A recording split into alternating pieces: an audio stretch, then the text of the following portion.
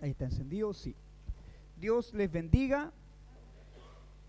Estamos agradecidos de Dios, como decíamos, cierto, desde el comienzo de este servicio, porque Dios nos da un año más de vida como iglesia. Amén.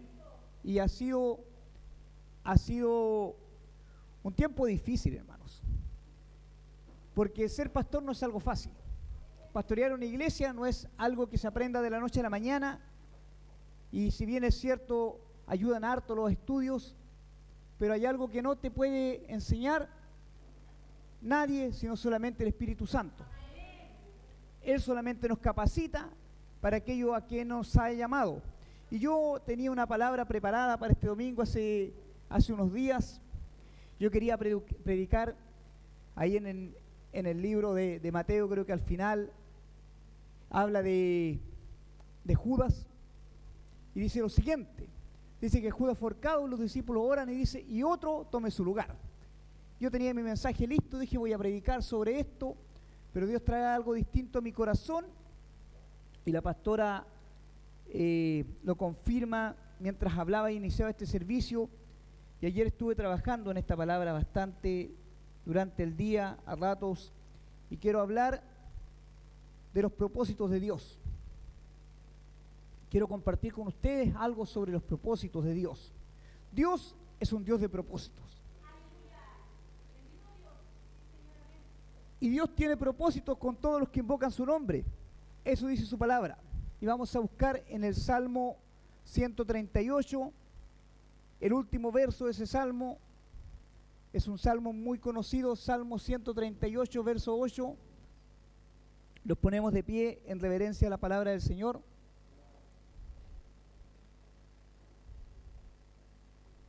Salmo 138, verso 8, dice así: en el nombre del Señor Jesucristo. Jehová cumplirá su propósito en mí. Tu misericordia, oh Jehová, es para siempre. No desampares las obras de tus manos. Amén. Padre, he leído tu palabra es vida, Dios, y con un propósito, Dios, estamos sobre este lugar y en esta hora, Dios. Has hablado en mi vida, Señor, durante estos días sobre esto, Señor, y ahora en el nombre del Señor Jesucristo te pido que tu Espíritu Santo ministre mi vida a través de tu palabra y ministre la iglesia, Dios. Y comiences a hacer algo diferente, Padre, sobre cada vida, sobre cada corazón, Dios mío. Te doy gracias, Espíritu Santo, y creo por fe que tú lo harás en el nombre poderoso de Jesús. Amén, amén y amén. Glorificamos al Señor. Gloria a Dios, gloria a Dios, gloria a Dios para siempre. Pueden tomar sus asientos. Este es el final del Salmo 138 y lo escribe, cierto, el rey David en una forma de alabanza al Señor. Yo creo que él escribe este salmo para recordar gran parte de lo que Dios había hecho en su vida. David, ¿quién era David? Para los que no han leído sobre él, David era un guerrero. David era un guerrero, David no era un hombre pacífico. Y Dios llama a David con un propósito. Dios llama a David con el propósito de establecer el pueblo de Israel, ¿cierto? Y de eliminar todos los enemigos que estaban alrededor de su pueblo. Cualquiera que se levantaba contra el pueblo de Israel, David no se andaba con vueltas, David armaba su ejército y se iba al frente de la batalla. O sea, David era un hombre que no tenía miedo a empuñar la espada. Él tomaba la espada y él sabía y tenía súper claro quién era Dios. Pero David también, dentro de lo que él vivió, y nos dice la palabra, estaba rodeado de mucha gente. Hubo mucha gente que rodeó a David mientras él cumplía el propósito que Dios le había dado. La Biblia, cierto, habla de 400 hombres que eran deudores, que eran estafadores, que eran hombres que escaparon de la justicia, que eran hombres con los que nadie se juntaría seguramente. Pero David se juntó con ellos. Y estuvieron junto con él y fueron parte de su reinado, de su ejército. Y quizás usted y yo nos hubiésemos juntado con ellos, pero ¿saben qué? Alguien que tiene claro el propósito sabe qué es lo que está haciendo Dios. Y ese es el gran, o uno de los grandes problemas hoy día del pueblo de Dios. No entiende el propósito. Miren, Jesucristo, Rey de Reyes, Él es toda sabiduría. la Biblia dice que Él es omnisciente, Él sabe lo que va a pasar, sabe todo lo que pasa. Siendo Él omnisciente, tenía un tesorero que se llamaba Judas y que sabía que lo iba a traicionar, y sin embargo lo mantuvo durante todo su ministerio. Propósito, hermano, propósito. Quien entiende el propósito sabe por qué está en el pueblo de Dios. David era un hombre que es cierto que de la mano de Dios derrotó a un gigante, y la Biblia dice que Saúl lo persigue para matarlo, pero David tenía algo claro: Dios lo había llamado. Y qué tremendo esto de entender cuando Dios te llama, porque cuando tienes un propósito en medio del pueblo de Dios, cuando tienes un propósito con Dios, se van a levantar gigantes, se va a levantar gente a perseguirte, te vas a sentir rodeado muchas veces vas a querer abandonar, muchas veces vas a decir ya no puedo más, y también muchas veces vas a fallar.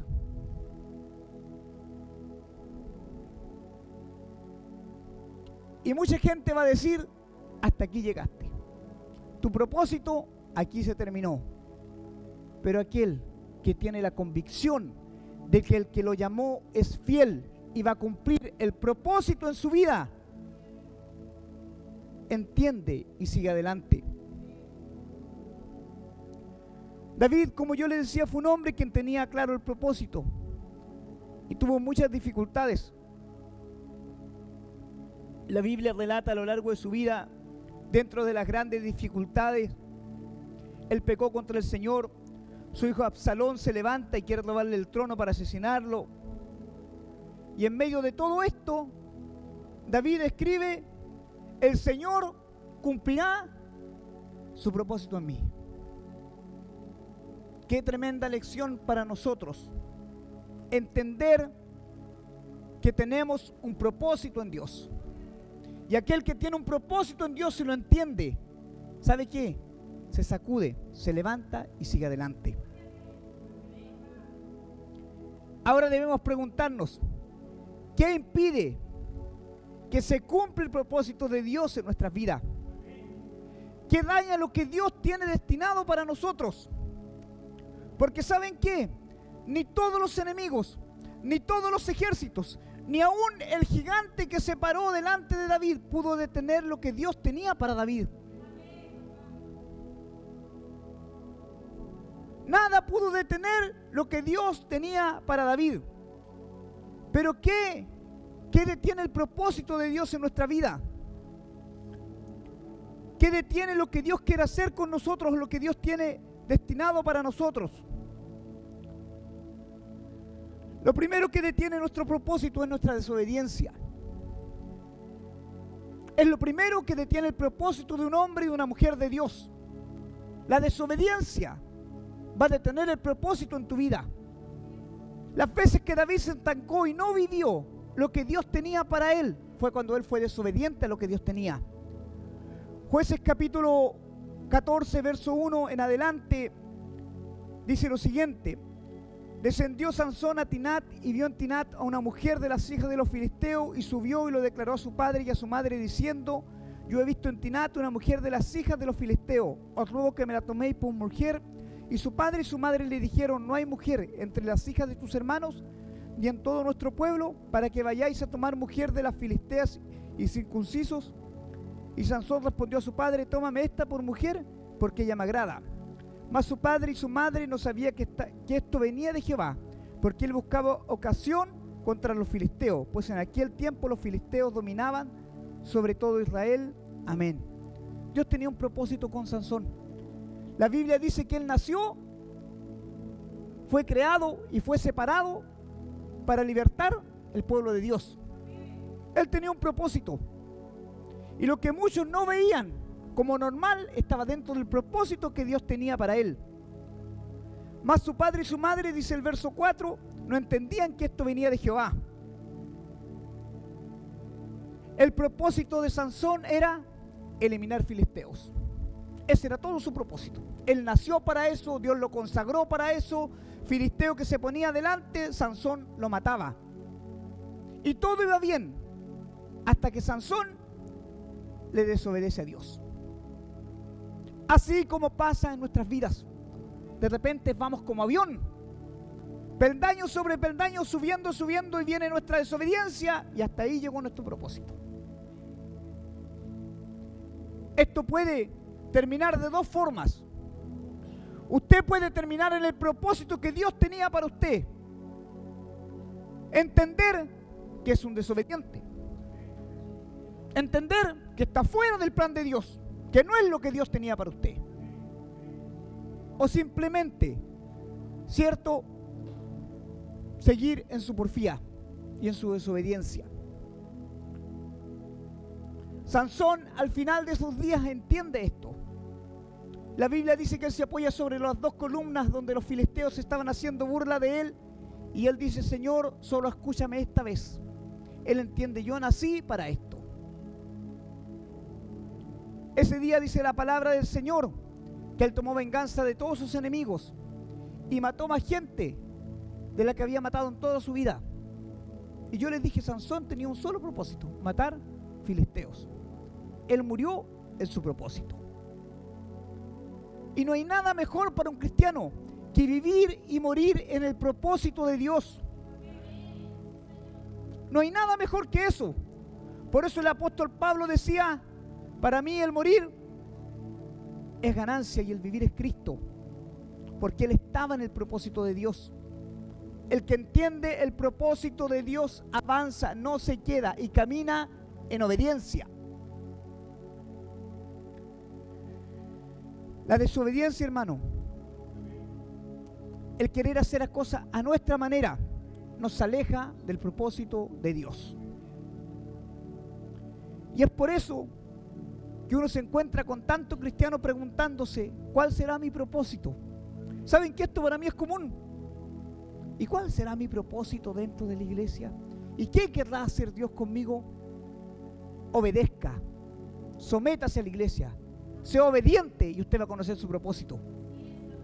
Es la única forma de entender para qué Dios lo llamó.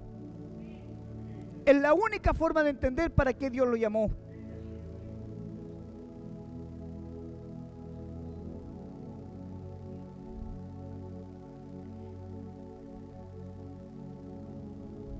Yo recuerdo cuando comenzamos esta iglesia con la pastora, y pensaba recién mientras estaba ahí sentado, empezamos en la casa de la hermana Janet. Era la pastora, yo, la hermana Janet y la hermana Andrea, que hoy día no está porque está trabajando. Así comenzamos esta iglesia. Y hoy día no está la hermana Janet y la hermana Andrea está trabajando. Pero pensaba que hubiese sido si la hermana Janet todavía estaría.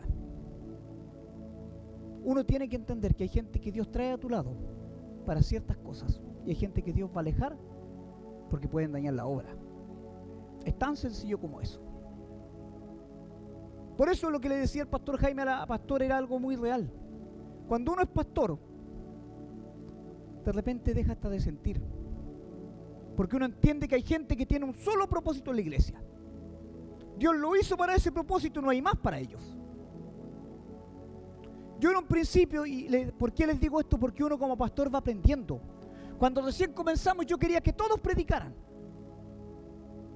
Yo quería que todos sintieran la pasión que yo sentía por las almas. Yo quería que todos hicieran lo que nosotros llevábamos por dentro. Pero en el tiempo fui viendo gente que entraba, que venía, que no le gustaba la iglesia, que se iba, que venía por esto, que venía por... Había gente que venía por temas específicos. Y después se iban. Y uno entiende. Dios los va a traer ahí, porque en ese minuto eran útiles para la obra. Pero después Dios los va a quitar. Y es por eso que lo mejor que puede hacer un pastor no es amar a los hermanos, no es amar la iglesia, debe amar la obra de Dios. Un hijo de Dios ama la obra de Dios, no hace nada, ni por mí, ni por la pastora, ni por el hermano, lo hace por amor a Dios. El amor a Dios te mantiene alineado en el propósito. Los hombres fallamos, las mujeres fallamos, los hermanos fallamos, todos fallan. Pero Dios no falla. Por eso el amor a Dios te mantiene en el propósito, en lo que Dios tiene para ti. Es lo único que te va a mantener en el propósito. El amor a Dios te va a mantener obediente. Te va a mantener en lo que Dios tiene para ti. Un cristiano que ama a Dios entiende eso. La Biblia habla constantemente de que Dios tiene propósito para nosotros. Y en medio de pruebas, circunstancias adversas, Dios no deja de cumplir su propósito. Dios tenía un propósito con Saúl, primer rey de Israel. ¿Saben qué hizo que Saúl perdiera el propósito? Su desobediencia. Dios lo eligió en medio de todo su pueblo. Y él mismo se reconoce a sí mismo como poca cosa y dice: yo soy poca cosa para ser rey de Israel. Pero Dios le dijo: yo tengo un propósito contigo y con tu descendencia. Y Saúl desobedeció, desobedeció y desobedeció. Y su desobediencia lo llevó a perder lo que Dios tenía para él. Entonces empiece a pensar, empiece a meditar. ¿Qué está haciendo que usted pierda el propósito? Dios tenía un propósito con su pueblo Israel. Era mostrarle al mundo, porque la Biblia lo especifica así, que los que le obedecen a Dios son bendecidos y que nadie puede hacerle frente. Eso decía claramente el Levítico: guardarán mi pueblo. Y decía el Señor: y todo aquel que vea al pueblo de Dios bendecido va a querer ser parte del pueblo de Dios. Nadie podía hacerle frente, porque cuando ellos estaban en obediencia, ¿saben que los israelitas ni siquiera peleaban? Hay batallas específicas en la Biblia donde los israelitas no movieron un dedo y Dios los defendió. Así, textual, ellos no movieron un dedo y Dios salía en su defensa y todos decían: este es el pueblo de Dios. Pero cada vez que ellos desobedecían, ellos se perdían del propósito y quedaban desprotegidos. Cada vez que el pueblo de Dios está en desobediencia, pierde el propósito que Dios tiene para él. Es tremendo esto, hermanos. Es tremendo entender que Dios tiene un propósito con cada uno de nosotros. Y por eso David, cierto, después de todo lo vivido, escribe: Dios cumplirá su propósito en mí. Dios cumplirá su propósito en mí. David estaba en obediencia cuando escribe esto. Él dice: Dios va a cumplir su propósito en mí. Y ojalá usted hoy día diga: Dios va a cumplir su propósito en mí. Ojalá diga: no importa que yo tenga que morir a mi carne, a mi ego, a mis actitudes, para que Dios cumpla su propósito en mí. Porque nosotros impedimos el propósito de Dios sobre nuestra vida, con nuestra desobediencia, con nuestra altanería, con tantas cosas que ponemos. Y Dios no cumple su propósito. Y después más encima le echamos la culpa a Dios, que es lo peor. ¿Por qué Dios no me bendice? ¿Por qué Dios no me responde? ¿Por qué no avanzo más? Porque somos desobedientes. Y Dios no cumple sus propósitos con desobedientes. ¿Qué más nos aleja del propósito de Dios? Mire esto, Mateo 25, 23. El Señor dijo: bien, buen siervo y fiel. Sobre poco has sido fiel, sobre mucho te pondré. Entra en el gozo de tu Señor. ¿Sabe cómo lo llama el Señor? Siervo fiel. Siervo fiel. Cuando somos infieles con el Señor, también nos aleja del propósito de Dios. Perdemos el propósito cuando somos infieles con Dios. ¿Y saben qué? El mundo no es infiel con Dios, porque el mundo nunca le ha entregado su corazón a Dios. Los infieles somos nosotros. Nosotros somos infieles con Dios. Porque usted no puede culpar a un mundano que nunca ha hecho un compromiso con el Señor. Pero usted, el día que hizo su confesión de fe, le dijo: Señor, yo te recibo como mi Señor. Señor, tú mereces toda la pleitesía, soy tu siervo. Tú eres mi Señor y mi Salvador. Tú eres lo más importante de mi vida. Pero por cualquier cosa nos volvemos infieles a Dios. y también detiene el propósito en nuestras vidas. Por eso, si en lo pequeño no eres fiel, ¿cómo quieres que Dios te ponga sobre mucho? Si ni siquiera en las cosas pequeñas eres fiel con Dios.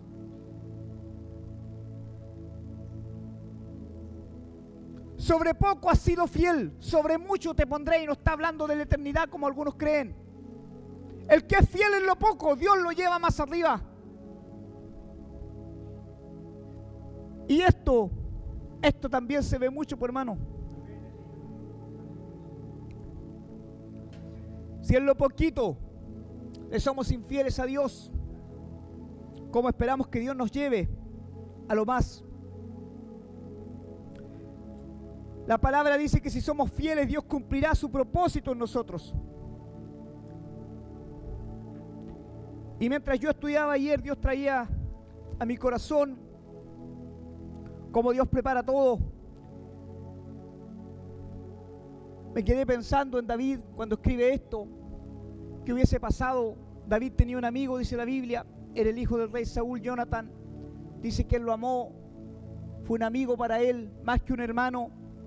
Pero ¿qué hubiese pasado si Jonathan no hubiese muerto? ¿Qué hubiese pasado con el corazón de David? Porque la Biblia dice que él era como un hermano para él. Y hay veces, ¿por qué les digo esto? Porque hay veces que Dios tiene que alejar personas de nuestra vida.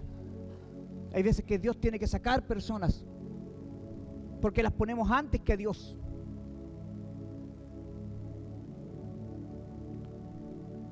Las ponemos antes que a Dios. Y Dios se empieza a quitar, Dios se empieza a limpiar. Porque aquel que tiene propósito tiene que ser procesado.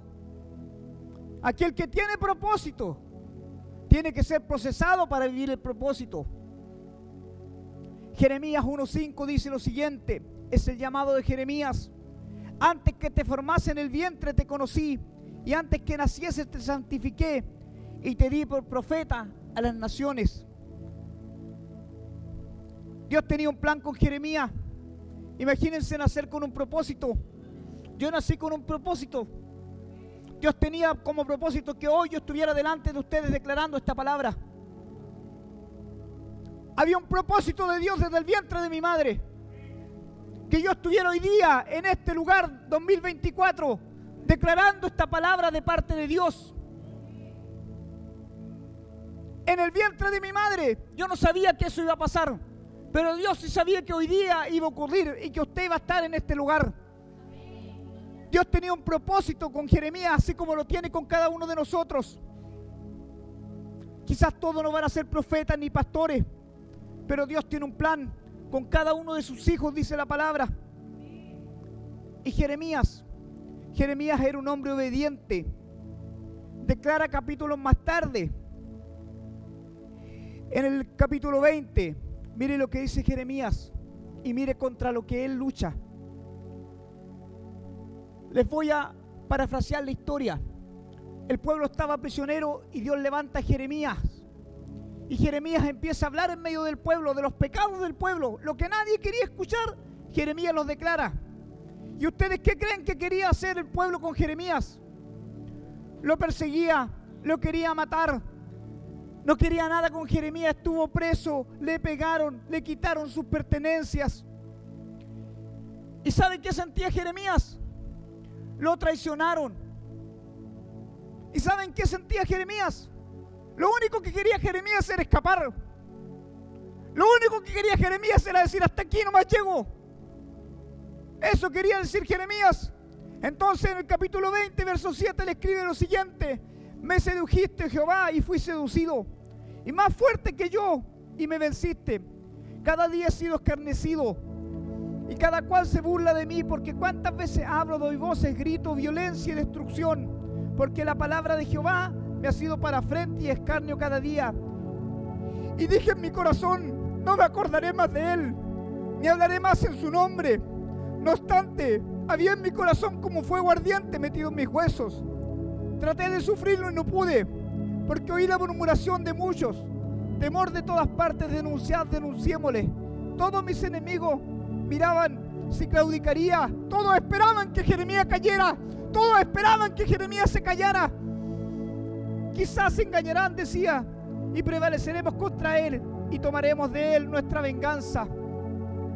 Era como un fuego, dice Jeremías, tú me sedujiste, tú me enamoraste, tú no dejaste que yo me apartara del propósito que tú tenías conmigo desde el vientre de mi madre. Eso es lo que está diciendo Jeremías. Ni aun, aunque yo quería, dice Jeremías, tú me apartaste del propósito.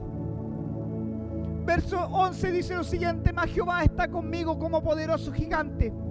Por tanto, los que me persiguen tropezarán y no prevalecerán. Serán avergonzados en gran manera, porque no prosperarán. Tendrán perpetua confusión que jamás será olvidada. Oh Jehová de los ejércitos, que pruebas a los justos, que ves los pensamientos y el corazón. Vea yo tu venganza de ellos, porque en ti he encomendado mi causa. Jeremías declara: yo quise escaparme del propósito, pero tú no me dejaste. Mire qué grande el amor de Dios. Quizás cuántas veces hemos querido escapar del propósito, y aunque otros, dice, trataron de intimidarme con el propósito, tú estás conmigo y cumplirás todo lo que has dicho para mí. Dios tiene un propósito para usted, y si Dios lo plantó en este lugar, es porque Dios algo quiere hacer con usted. Ahora está en usted que usted sea obediente. Ahora está en usted que usted sea fiel a Dios. Ahora está en usted que usted entienda que tiene un propósito y que Dios quiere cumplirlo con su vida. Dios tiene un propósito con esta iglesia. Si no, hace rato se hubiese caído. Si no, hace rato se hubiese derrumbado. Pero saben que cuando Dios tiene un propósito, nadie puede hacerle frente cuando somos fieles y obedientes.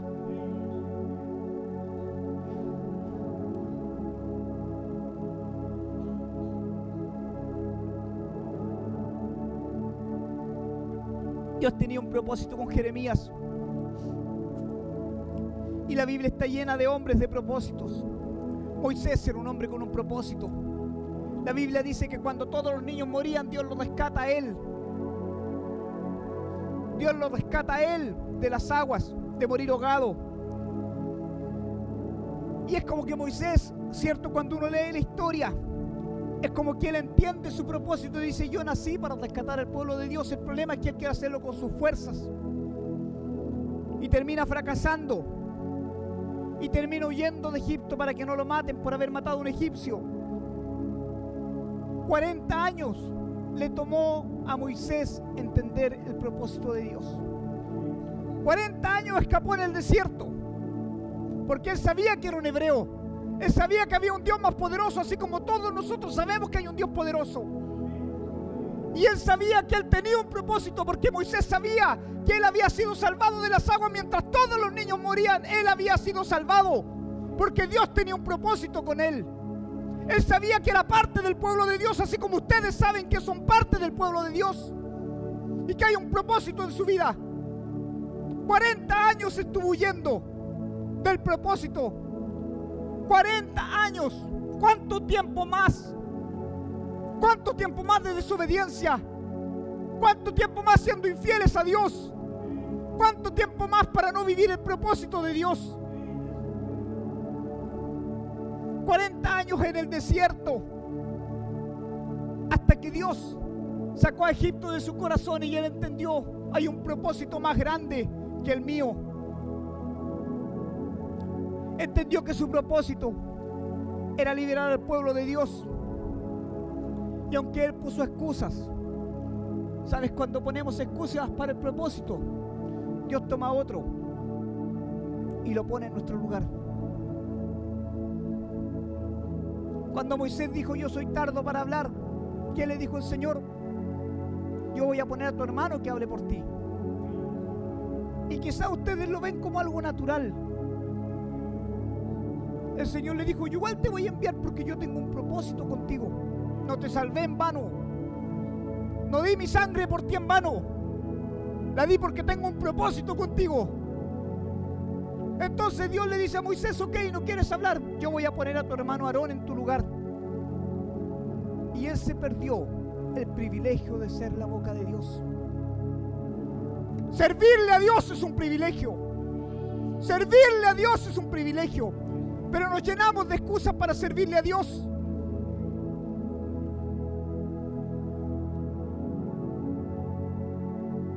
¿Y saben qué?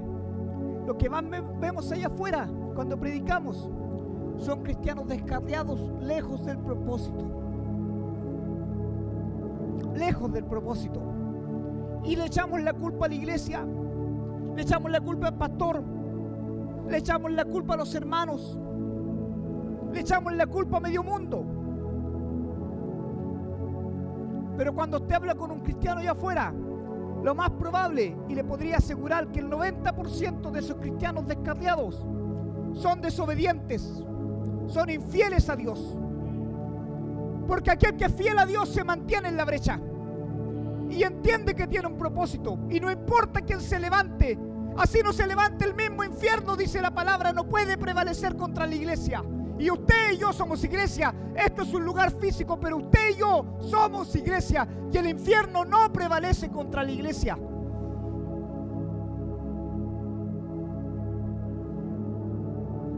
Dios ha establecido, y lo que Dios ha establecido se va a cumplir. Y como yo siempre les he dicho, la palabra de Dios a veces es oscura en el Antiguo Testamento, pero trae toda su claridad en el Nuevo Testamento. En Primera de Filipenses, o la carta a los Filipenses, capítulo 1, versículo 6, dice así: estando persuadido de esto, que el que comenzó en vosotros la buena obra, la perfeccionará hasta el día de Cristo. Aquel que tiene un propósito para tu vida, aquel que comenzó la buena obra en tu vida, va a ser fiel para terminarla. Dios es fiel, hermanos. Dios es fiel. Dios es fiel. Nosotros somos los infieles, pero Dios es fiel. Dios nunca ha dejado de ser fiel. Todo lo que Dios ha dicho, Dios lo ha cumplido. Dios es fiel. Nosotros somos los infieles y por eso perdimos el propósito que Dios tiene para nosotros. David escribe esto inspirado por el Espíritu Santo para recordarnos: tienes un propósito. Tienes un propósito en medio del pueblo de Dios. Tienes un propósito en este lugar. Si Dios te puso en este lugar es porque tienes un propósito. Si Dios te trajo hasta este lugar es porque tienes un propósito. Y no se ponga a orar y ayunar para ver su propósito. Póngase a obedecer. No ore ni ayune preguntándole a Dios cuál es mi propósito. Obedezca primero. Sea fiel primero con el Señor. Y va a ver su propósito. David entendió: aunque mi padre me mandó a pastorear ovejas y era el más pequeño de mis hermanos y estaba ya al final donde nadie me veía, David entendió: ahí el Señor me mandó a Samuel a ungirlo porque tenía un propósito con él, aunque él se veía como el más pequeño. La Biblia dice que Dios puso un gigante delante de David para que Dios cumpla su propósito, lo que Dios tenía para él. Los gigantes no son para avergonzarte. Los gigantes no son para humillarte.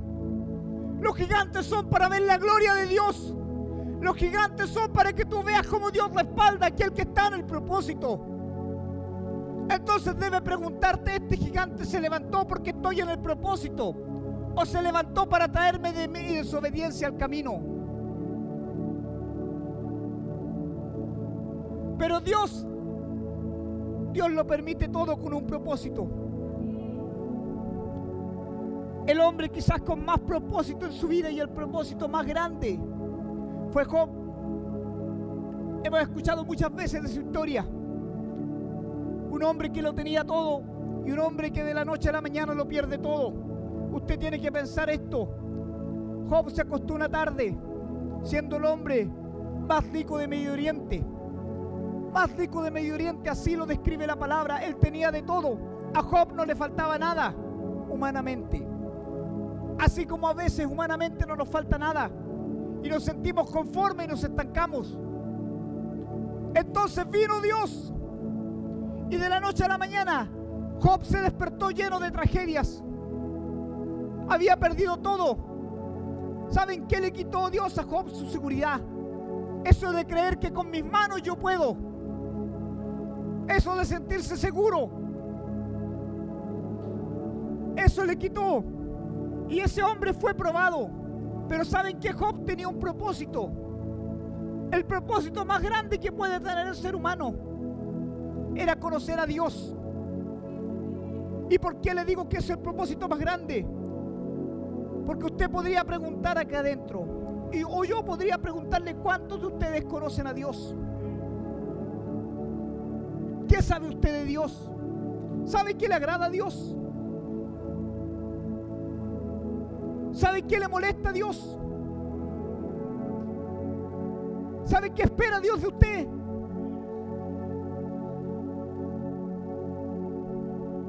¿Conoce a Dios? ¿Sabe que si usted es desobediente está ofendiendo a Dios? ¿Sabe que su corazón se entristece? ¿Sabe que alegra el corazón de Dios? ¿Sabe cómo alegrar su corazón? ¿Sabe lo que Dios espera de usted cuando comienza el día?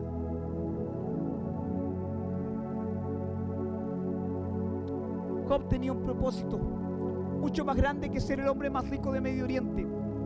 Él fue un hombre que nos dejó una tremenda herencia. Conocer al Señor es lo más grande que le puede pasar a un ser humano, porque Dios está en la boca de todos. Pero conocer a Dios es algo muy distinto. La Biblia dice que todos creen en Dios, hasta los demonios creen y tiemblan, dice su palabra. Todos creen en Dios y Dios puede estar en la boca de todo el mundo. Pero una cosa muy distinta es conocer a Dios en revelación. Y entender, aquel que conoce a Dios, entiende el propósito de Dios. Entiende que Dios va a sacar, pero también que Dios va a traer, como lo ha dicho.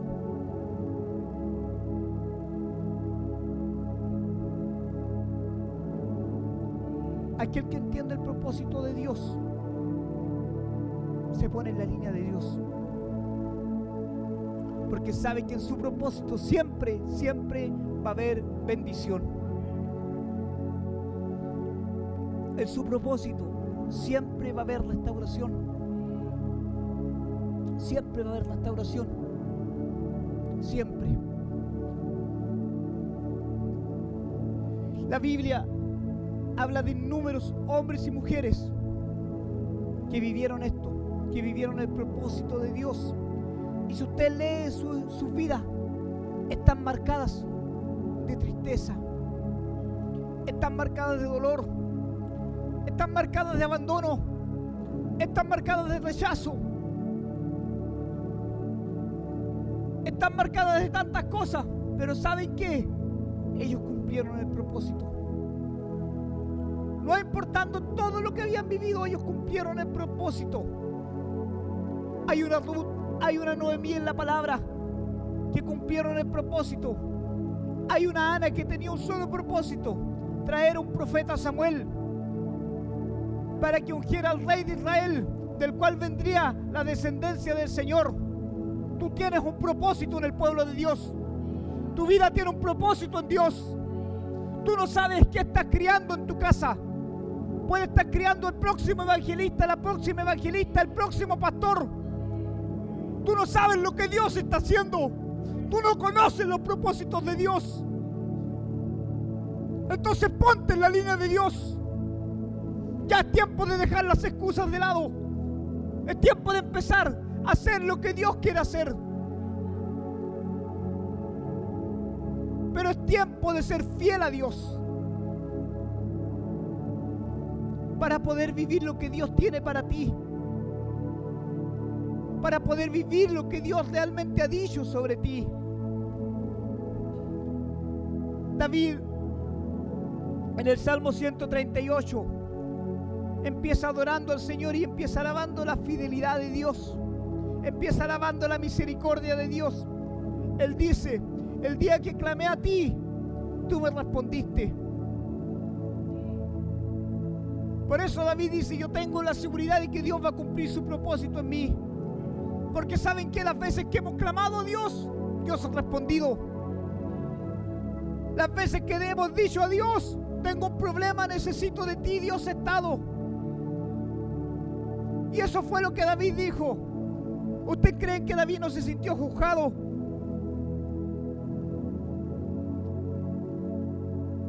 Pero él empieza a escribir el salmo y empieza alabando al Señor y empieza respondiéndose a sí mismo. El día que no tenía fuerza, tú me fortaleciste. Porque Jehová es excelso y atiende al humilde, más al altivo él mira de lejos. Y mira qué importante esto dentro del salmo. ¿A quién atiende al Señor? Al que es humilde de corazón, al que entiende que si tiene un propósito en Dios, tiene que humillarse para entender que Dios es el que todo lo puede. Dice: si anduviera en medio de la angustia, tú me vivificarás, y contra las iras de mis enemigos extenderás tu mano y me salvará tu diestra. Aquel que entiende el propósito de Dios no toma venganza, hermanos. Porque Él dijo: mía es la venganza, yo daré el pago. Y no hay nadie más justo que Dios. No hay nadie más justo que Dios. Dios conoce todas las cosas. Los pensamientos más profundos del corazón del hombre los conoce Dios. Y a su tiempo, como Él dijo, a su tiempo Dios cumplirá. David termina este salmo, ¿cierto?, declarando esto: Jehová cumplirá su propósito en mí. Yo quiero que hoy usted le ponga su nombre a esto. Yo quiero que hoy le ponga su nombre y diga ahí en su corazón: el Señor va a cumplir su propósito en mí. El Señor va a cumplir su propósito en mí, aún en contra de lo que yo quiero, aún en contra de lo que yo pienso y lo que yo deseo. El Señor va a cumplir su propósito en mí. ¿Sabe, hermano, lo que sería llegar al cielo como un fracasado? ¿Sabe lo que sería llegar al cielo y decirle al Señor: sabe? Y que Dios te diga: tú no hiciste lo cual yo dije para lo que tú habías sido creado. Por tu porfía, por ser infiel a Dios, por tu desobediencia, no viviste lo que yo tenía para ti.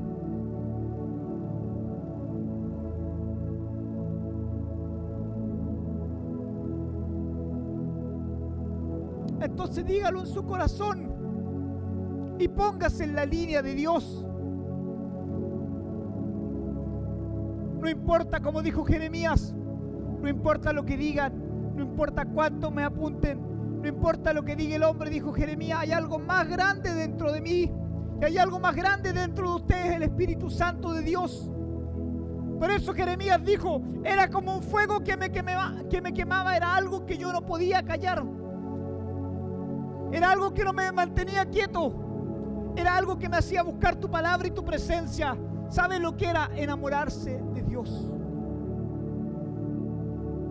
Por eso le digo: usted no tiene que amar el templo, usted no tiene que amar la iglesia, usted no tiene que amar el ministerio, usted tiene que amar a Dios. Porque amar a Dios le va a dar la consecuencia de todo lo otro. Amar a Dios va a hacer que usted ame el templo, amar a Dios va a hacer que usted ame la iglesia, amar a Dios va a hacer que usted ame al perdido. Pero si usted no ama al perdido, si usted no ama el templo, si usted no ama la iglesia, usted no ama a Dios. Porque todo eso es consecuencia de lo primero. Todo eso es consecuencia de lo primero. Entonces debemos preguntarnos: ¿por qué no hemos cumplido el propósito? No deje que su vida sea en vano. Dígale al Señor hoy: yo quiero que tú cumplas el propósito en mí contra todo lo que yo quiera. Tú tienes un propósito conmigo.